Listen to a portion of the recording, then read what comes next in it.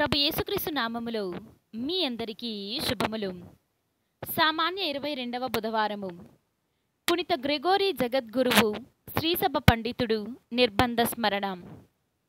మీ వద్దకు వచ్చిన సత్య సందేశము విశ్వమంతా వ్యాప్తి చెందుచున్నది. మొదటి పఠనము పునీత పౌలు గారు కొలసీలకు రాసిన లేఖ 1వ అధ్యాయము 1వ వచనము నుండి 8వ వచనం వరకు. దేవుని సంకల్పము వలన యేసుక్రీస్తు అపోస్తులుడైన పౌలు, మన సోదరుడైన తిమోతి, క్రీస్తునందు విశ్వాసము గల కొలస్సీలోని మన సోదరులైన దేవుని ప్రజలకు వ్రాయునది. మన తండ్రి అయిన దేవుని నుండి మీకు కృప శాంతి కలుగునుగాక. మేము మీ కొరకు ప్రార్థించినప్పుడు మన ప్రభువు యేసుక్రీస్తు తండ్రి అయిన దేవునికి ఎల్లప్పుడూ కృతజ్ఞతలు తెలుపుకొనుచుందుము. ఏలన యేసుక్రీస్తు పట్ల మీకు గల విశ్వాసమును, దేవుని ప్రజలందరి ఎడల మీకు గల ప్రేమను గూర్చి మేము వినియున్నాము. మీ యొద్దకు వచ్చిన సత్య సందేశమైన సువార్త బోధ వలన మీరు ఆ నిరీక్షణను గూర్చి వినియున్నారు. కావున మీ విశ్వాసమునకు, మీ ప్రేమకు, మీ నిరీక్షణకు ఆధారముగా ఉన్నది. అది మీ కొరకు పరలోకములో భద్రపరపబడి ఉన్నది.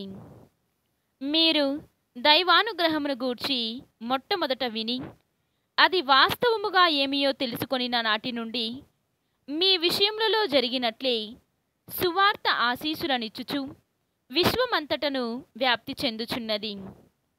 మన ప్రియతమ సహసేవకుడగు ఎఫ్రాసు నుండి దీనిని మీరు తెలుసుకొంటిరి. అతడు క్రీస్తుకు విశ్వసనీయుడైన మన తోటి సేవకుడు. అతడు ఆత్మయందలి మీ ప్రేమను గూర్చి మాకు చెప్పియున్నాడు. ఇది ప్రభువాక్కు. సర్వేశ్వరునికి వందనములు. భక్తి కీర్తన. నేను ప్రభువు కృపను సదా నమ్మెదను.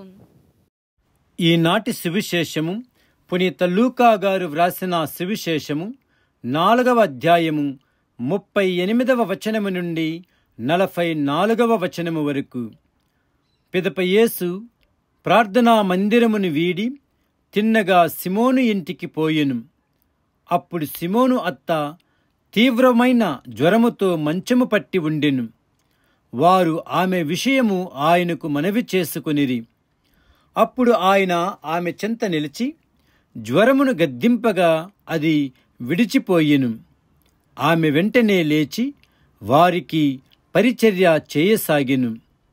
ప్రొద్దుగ్రుంకుచుండగా నానావిధ రోగ పీడితులైన వారినందరినీ వారి వారి బంధువులు యేసు వద్దకు తీసుకొని వచ్చుచుండిరి. అప్పుడు ఆయన వారిలో ఒక్కొక్కని మీద తన హస్తమునుంచి వారిని అందరినీ స్వస్థపరచెను. అనేకుల నుండి దయ్యములు నీవు దేవుని కుమారుడువు అని కేకులు పెట్టుచు వెళ్ళిపోయెను. అవి ఆయన క్రీస్తు అని ఎరిగి ఉండుట వలన ఆయన వానిని గద్దించి మాటలాడనీయలేదు. వేకువననే లేచి యేసు ఒక నిర్జన ప్రదేశమునకు వెళ్ళెను. ప్రజలు ఆయనను వెదుకుచూ వచ్చి మమ్ము విడిచిపోవలదని కోరగా ఆయన వారితో, నేను ఇతర పట్టణములలో కూడా దేవుని రాజ్యమును గురించి బోధింపవలసి ఉన్నది. అందుకే నేను పంపబడితిని అని పలికెను. పిమ్మట యేసు యూదయ ప్రార్థనా మందిరములలో బోధించుచుండెను. ఇది క్రీస్తు సువిశేషము. క్రీస్తువా మీకు స్తుతి కలుగునుగాక.